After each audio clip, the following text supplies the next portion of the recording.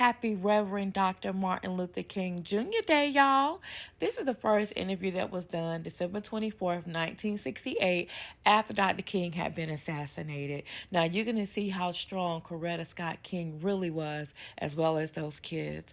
Prayers out to the family. Mrs. King, I wonder if you'd introduce your family to us. This is Dexter Scott. And how old are you, Dexter? 7. Now, this fellow over here. This is Martin Luther III. We call him Marty.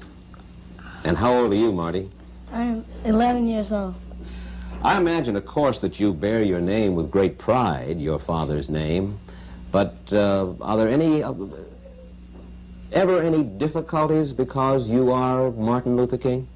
Well, sometimes there are difficulties, but most of the times they aren't because, most of the times there aren't any difficulties, but sometimes there are. What kind of thing?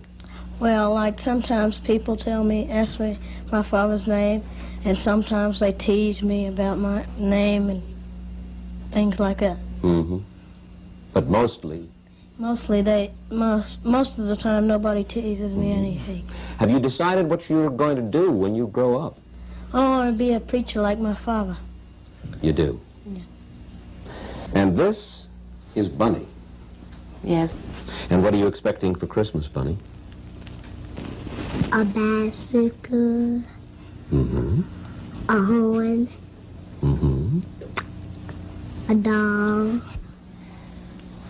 To your left is Yolanda Denise. We call her Yoki. How old are you, Yoki? I'm 13. And where do you go to school and what grade are you in? I go to Grady High School and I'm in the 9th grade. Inasmuch as you're 13, you're the oldest one in the family, do you have special responsibilities? Well, since I'm the oldest and all, I have to watch after Marty and Dexter and Bunny, and they aren't really that much trouble. And when Mother goes out of town, I have to look after them. And it's not really that much to do. They're kind of independent. I must say they are a handsome and healthy and pretty happy-looking bunch of children, and Yoki especially. I imagine that she must have been a real consolation at the time of the tragedy. Yes, she was, Mike. She was really so much of a consolation to me because of the way she accepted this with so much understanding and so much courage, and it was so reassuring to me. And she said to me, "Mommy, I'm not going to cry because my dad is not dead. He may be dead physically. And one day, I'm going to see him again."